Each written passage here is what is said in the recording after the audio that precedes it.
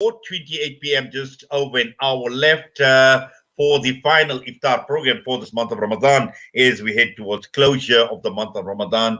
And today being the last day, just over an hour to go before we signal in the new month and the month of Shawwal and also Eid, the day of Eid, inshallah. But we will still continue and doing some analysis on the Palestinian Israeli issue. And this afternoon, we are going to be taking a look at understanding these issues from an international law perspective. And we joined on the line this afternoon by international law expert and producer at the Al Jazeera Center for Public Liberties and Human Rights, Professor Mia Swart. Professor Mia, good afternoon to you. Welcome to the show. Good afternoon. Thank you. Yes, as always, wonderful having you with us, Professor Mia Swart. Now, looking at what has been taking place in the last few days in Palestine, and there seems to be this debate, this argument, and when one looks at mainstream media in particular, when they put this entire development into perspective, again, talking about who has the right to defend themselves.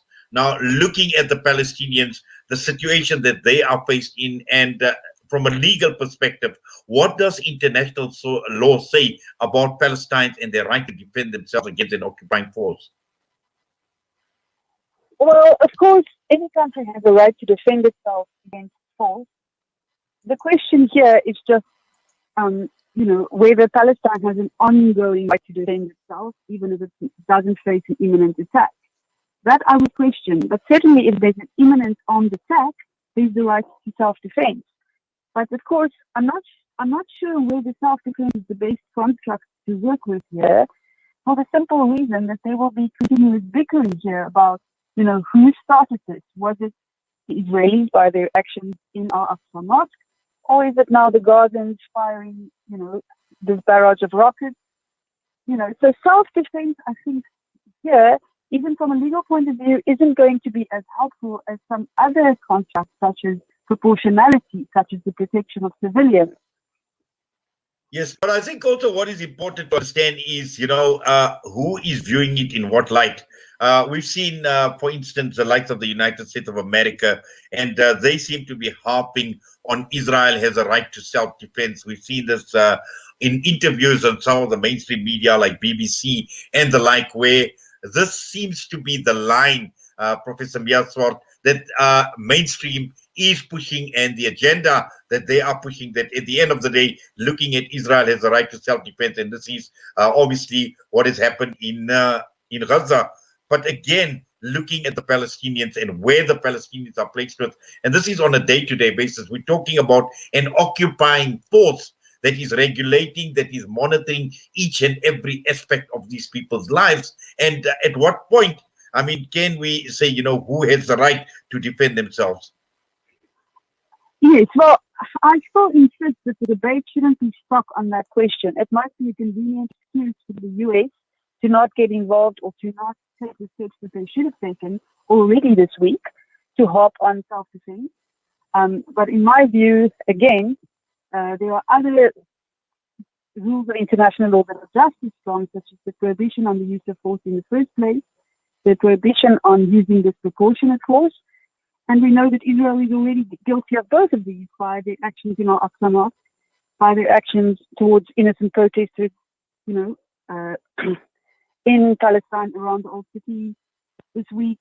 And certainly disproportionate force, I think, is the strongest international law principle that can be applied to them and that they're guilty of violating because of their vast disproportion in the deaths that we're already seeing, 87 on the Palestinian side, and I believe around 7 on the Israeli side. Yes. Now, obviously, I think, looking at it from an international law perspective again, and I think this is important for us to understand, is when one looks at the build-up to the latest developments that have taken place, and obviously the attack in the Al-Aqsa Mosque was basically a culmination of a lot that has happened prior to the events in Al-Aqsa. But the key issue here was throughout the month of Ramadan, where we've seen settlers who made it their aim to occupy areas of Jerusalem. They made it a point to basically go to court to make sure that what had taken place in Sheikh Jarrah in terms of the neighborhood. And, this obviously we saw the open hostility and intimidation that obviously had been taking place for quite a while in the build-up to what had taken place. And again, from a legal perspective, when you don't have the courts protecting the people of Palestine in Israel, and we know what the Jerusalem court had basically ruled with regard to some of the homes that was taken stolen, or the properties that were stolen, Professor Swart. Again, now where does how does one relate this to international law? Well, as you were just indicating, the legal system there is not a system that the Palestinians really have ownership of or feel comfortable with, because we're talking about Israeli courts that will decide the disputes in terms of the settlements on the Sheikh Jarrah case, which means that, inevitably the Palestinians feel that in itself is already an act of injustice without us even knowing the outcome of that dispute.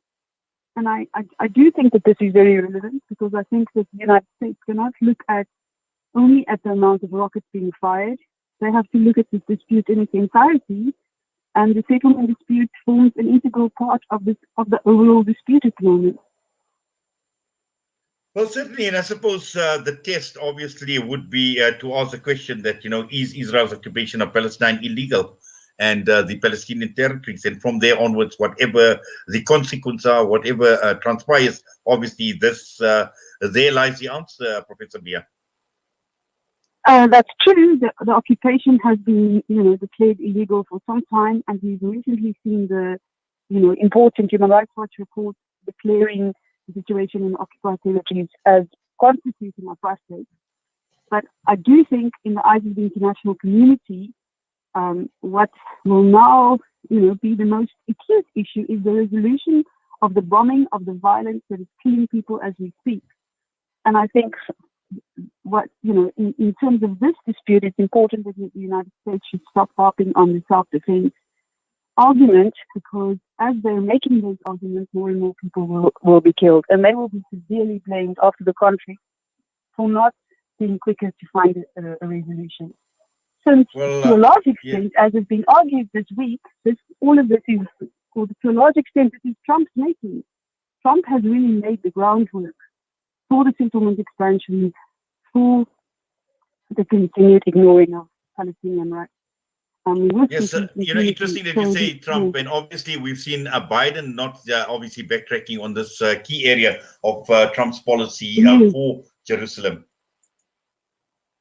Yes, one would have expected more of Biden. Biden has performed fairly well so far in terms of human rights since his presidency about 100 days ago. And on this, Palestinian issue, he has not been proactive, and I think this is now, going to reflect very badly on him, because we will soon see a very large amount of casualties, including children, and we will have to answer for this. Yes, especially Israel being obstructed in the Security Council. We just lost you there for a minute. In fact, I just lost you. In fact, if you could just possibly repeat what you just said towards the end. I'm just saying that with the amount of casualties, of deaths one is witnessing now, especially children, it will soon be the case that Biden will, have to face fierce criticism for the US's lack of action right now, and for the obstruction in the Security Council, the fact that they are not taking stronger action. Well, thank you for that, Professor Mia Swart, as always, for your time with us here on Salam Media. We wish you all the best, and please take care, please be safe, and hopefully we will be able to touch base after the month of Ramadan again. Thank you. Eid Mubarak. Have a good evening. Thank you. Bye-bye. Yes. Well, that was Professor Mia Swart joining us this afternoon, which brings us straight on to 22 minutes to 5, and we're heading for the Asr Adhan, and we're going to go for the Asr Salah, inshallah. And when we get back, we're going to be playing out a tribute to Muslim broadcasters, journalists, and we still have got our Nasiha, and that Nasiha is going to be obviously bidding farewell to the month of Ramadan and welcoming welcoming the month of Shawwal, and also reminding us of our responsibilities on Eid, the night of Eid. We know what a wonderful night, what a great night it is, and it is not only about happiness and celebrations, but it is about being thankful to Allah subhanahu wa ta'ala and raising our hands, making dua to Allah subhanahu wa ta'ala. So let's head off for the Asr Azan, Asr Salah, and stay with us. We'll be back in a little bit. The Iftar Drive on Salam Media.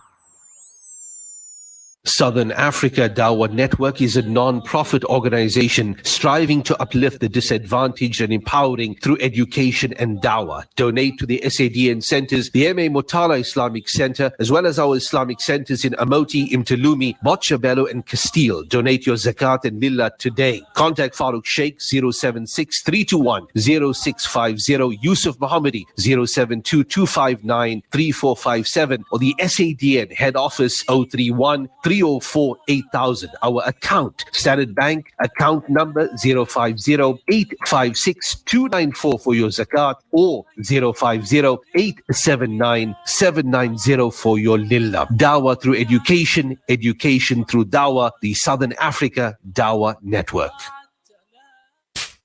Motala Perfumes, one of the biggest perfume manufacturing houses